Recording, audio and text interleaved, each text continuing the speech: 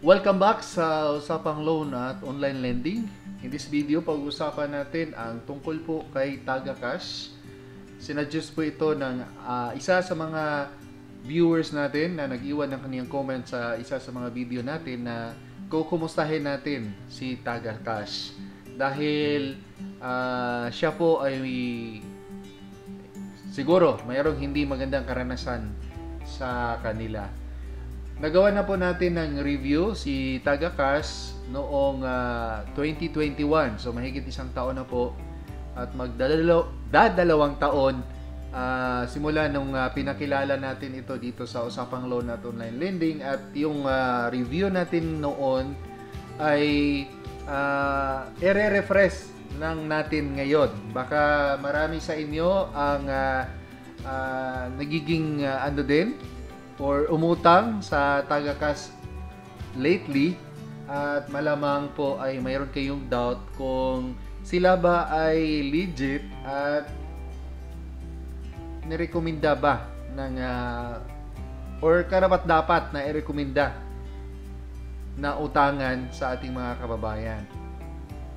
Well, si TagaCash po ay under po siya kay Evaro Lending Corporation. Si Evaro Lending Corporation, siya po ang nakarehistro sa Securities and Exchange Commission. So, pagdating sa pag-review ng online lending app, di ba, mayroon tayong tatlong factor na tinitingnan.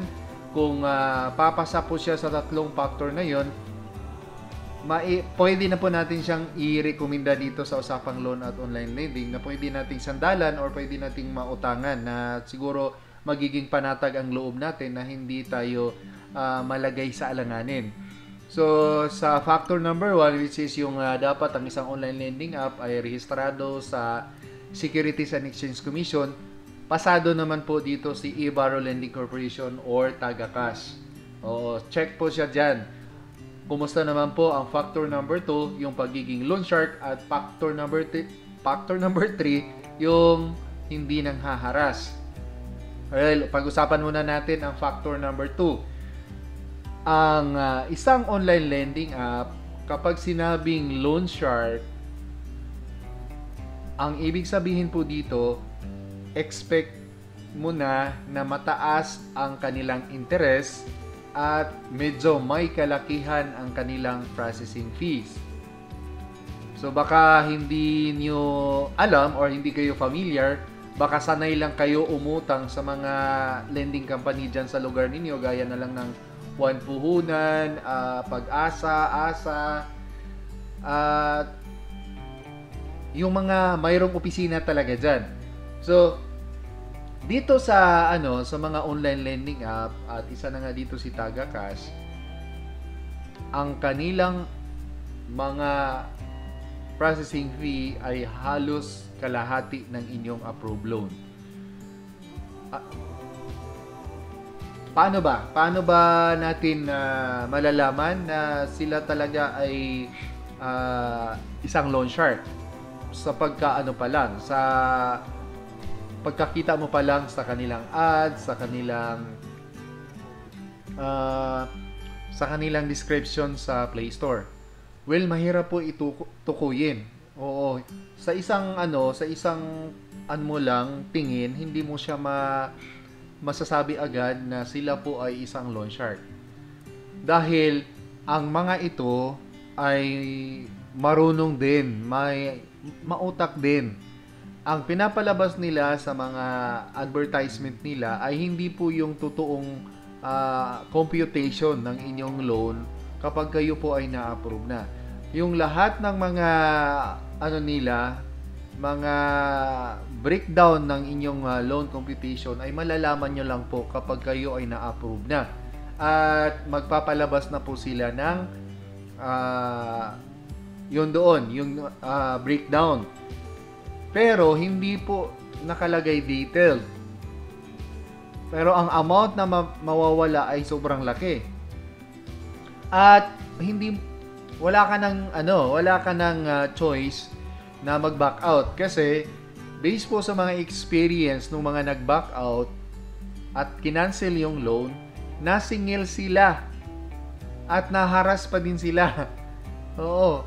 Kaya kung kayo na-approve kayo at na medyo na ano na kayo, nakakapasok na talaga kayo doon sa pain nila.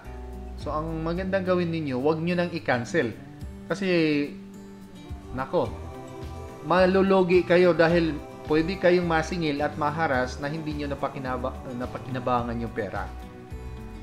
So, ito si Tagakas ay isa po ito sa mga loan shark na online lending app. Mula nung ginawa natin ito ng review noong 2021 hanggang ngayon, hindi po sila nagbago. So, more than 500,000 na po ang nag-download ng kanilang app sa Play Store. Pero ngayon po, grabe, sobrang baba ng kanilang ratings. Kayo na po ang magbasa ng mga feedback mula po sa mga umutang sa kanila. Kasi pag babasahin pa natin, it takes time, ang dami pong oras na masasayang. Instead na mapaliwanagan namin kayo tungkol po dito kay Tagakas. So sa factor number 2, X po si Tagakas dahil until now siya pa rin ay isang loan shark. So pag sinabing loan shark, red flag na po 'yan. Maaari na pong mapahamak ang inyong budget, mapahamak ang inyong financial capacity, or mapahamak ang inyong magandang relasyon sa pamilya at sa mga kaibigan ninyo at kasamahan sa trabaho. Bakit? Dahil sa factor number 3, dapat ang isang online lending app na hindi manghaharas at hindi na mamahiya, hindi na nanakot, itong si Tagakas, gumagamit sila ng third-party collectors, yung taga-singil. Oo. Alam naman natin yung mga third-party collectors, wala po silang prino-prino pagdating po doon sa paniningil. Puwersahan po nilang gagawin yon kahit ikakapahamak ninyo or ikakasakit ng loob ninyo or ikakasakit talaga ninyo sa inyong health. Oo. Yun lang ang paraan na nakita siguro nila na maaaring gawin nila para kayo ay puwersahing magbayad. So, unang-una, hindi kayo patatahimikin. Yung tawag at text ay walang walang putol po yun. Oo, kahit 10 oras na po ng gabi. Oo, makakatanggap ka ng tawag at text. Then, yung mga contacts mo, yung mga nakalagay sa iyong phone book, makakatanggap po sila ng mga hindi magandang messages tungkol sa iyo. At babalik ta rin po nila, gagawin po nila na ikaw po ay ginawa silang co-maker na hindi nagpaalam. So marami ang magagalit sa iyo, lalo na yung mga close-minded na mga tao. Pero yung mga taong mayroong alam sa sa online lending app, so hindi na nila papansinin 'yon at siguro ngingiti na lang sila. Pero until now, marami pa din po ang walang ka-idea, walang kaalam-alam pagdating po sa usaping online lending app. So, pag sinabing ginawa mo silang kumiker, nako, humanda ka kasi papagalitan ka talaga nila. And then, bukod sa pamamahiya, maaari ka po nilang sa pagsabihan na ipopost ka sa social media or magko-comment sila sa mga grupo kung saan member ka, na siguro mga group ng barangay, mga group ng basta dyan sa lugar ninyo, yan, na madali lang mabasa ng mga kapitbahay ninyo. So at nangyari na po yan ilang beses na po. Marami na po tayong natanggap na sumbong na ginawa po yan ng mga third party collectors. So sa pagdating sa factor number 3, si Tagakas ay isa din pong data privacy violators at expect po na nanghaharas sila, nananakot at namamahiya. So, mula noon hanggang ngayon, si Tagakas ay hindi pa rin natin rekomendado dito sa usapang loan at online lending na utangan ninyo.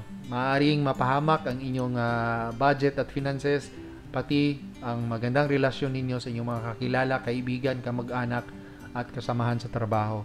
So, layuan nyo po si Tagakas dahil hindi po sila magandang uutangan, dahil kahit rehistrado sila sa Securities and Exchange Commission, bagsak po sila sa pagiging loan shark at pagiging data privacy violators, yung namamahiya, nananakot at nanghaharas. So, shout out po sa nag-request nito, na kukumustahin natin si Tagacash. Wala pong nabago kay Tagacash, kaya anong nyo muna, huwag nyo pong pansinin itong ula na to, para hindi kayo magiging biktima din nila. Shout out sa ating mga viewers, please huwag kalimutang mag-subscribe at i-like and share ang video na to para marami po ang makakaalam tungkol po kay Tagacash. Shoutout din po sa ating mga members na patuloy na nagre-renew ng kanilang membership. Maraming salamat po sa inyong lahat. Abangan nyo po ang next update natin ng mga online lending app na nagawa na natin ng review noon, pero ngayon patuloy pa ring nag-ooperate at nangaharas, nananakot at namamahiya. Maraming salamat po. Hanggang sa muli. Paalam.